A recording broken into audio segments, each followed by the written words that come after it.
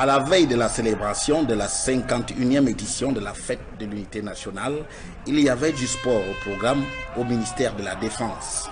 C'est aux aurores que l'esplanade du stade militaire à Yaoundé a servi de cadre au départ des épreuves de cross-country, de marche et de marche handisport sur plus de 10 km pour les hommes et un peu moins pour les femmes, sur un itinéraire allant d'Ongwaekele à la poste centrale en passant par le centre-ville.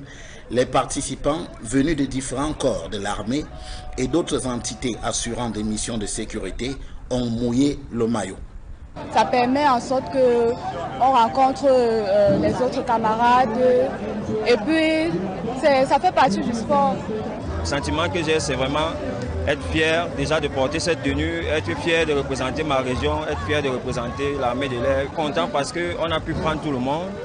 On a pu remarquer qu'il y avait des personnes avec handicap. On a pu voir des douaniers, des policiers, même des personnels des autres administrations. Sur presque 400 athlètes présents et sur une distance de 14 km 800 mètres. Je suis quatrième avec un temps de 56 minutes 5 secondes. Merci pour l'organisation et nous comptons encore faire plus mieux.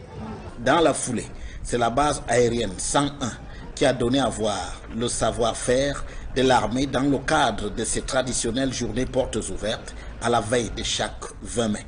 Il s'agit pour l'armée, la police et les douanes camerounaises, creuset de l'unité nationale dont nous célébrons les 51 ans, demain samedi 20 mai 2023, de présenter et informer sur les matériels, équipements et méthodes dont elles se servent pour remplir leur mission républicaine. À travers les différents stands, le ministre de la Défense a pu voir à l'œuvre les éléments des forces de défense et de sécurité dans leur posture quotidienne lors de l'exercice de leur mission. Pour le ministère de la Défense, ce rendez-vous contribue, dans le contexte particulier actuel, à consolider le lien armée-nation.